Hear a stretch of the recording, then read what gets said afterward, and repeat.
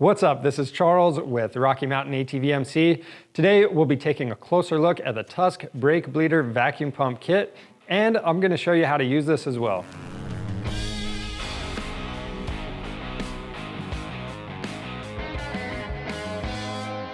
All right, so this tool is really going to help you out anytime you need to change this brake fluid out. So anytime you have this system apart, obviously you're going to need to bleed it up, but you also have maintenance intervals on this brake fluid since it does get contaminated over time. The fluid gets darker. So that interval is either going to be every 1 or 2 years, depending on your machine. So you want to refer to your model specific service manual to find that out. Now, it's a really simple procedure. This tool is going to work for ATVs, side-by-sides, snowmobiles, motorcycles, and even your car. So we'll go ahead, we'll jump into this, show you how to do it on a dirt bike since that's what we have in the shop today.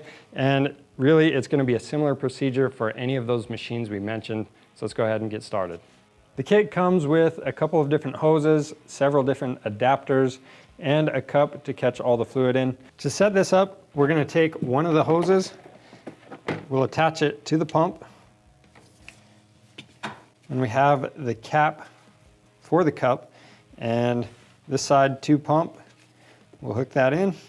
We'll attach the cup. This just rotates and locks in place. And we'll take the second hose, we'll attach it to the other side of that cap.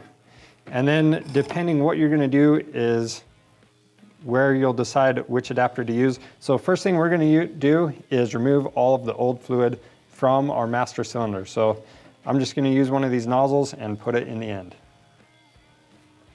Now the reason we're removing all of this fluid from the master cylinder is because we're gonna flush all of the fluid out. We just want to start with fresh fluid in the master cylinder. But if you just rebuilt part of the hydraulic system, the steps for flushing or bleeding will be the same. You just want to make sure you have the reservoir topped off with fresh fluid at all times. So for us, we're going to pump all this old stuff out. And sucking it out like that, it can help get some of the contaminants that are in the bottom of that master cylinder out.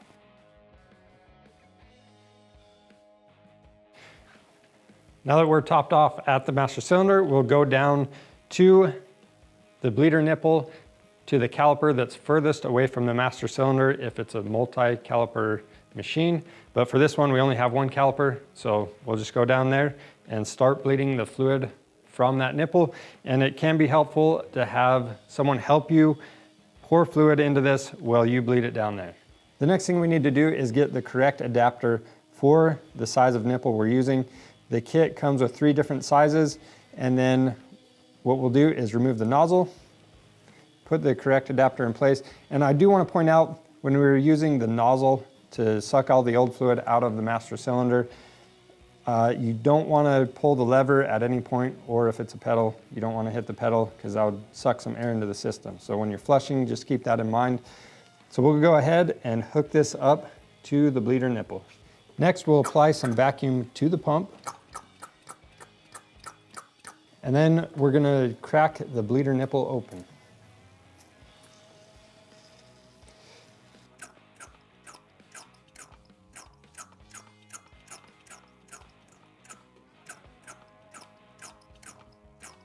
And you just wanna keep flushing or bleeding the system until you have all clean fluid coming through here and no air bubbles.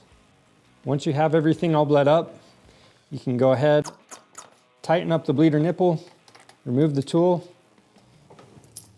wipe off any excess brake fluid, and then we'll reinstall this cap.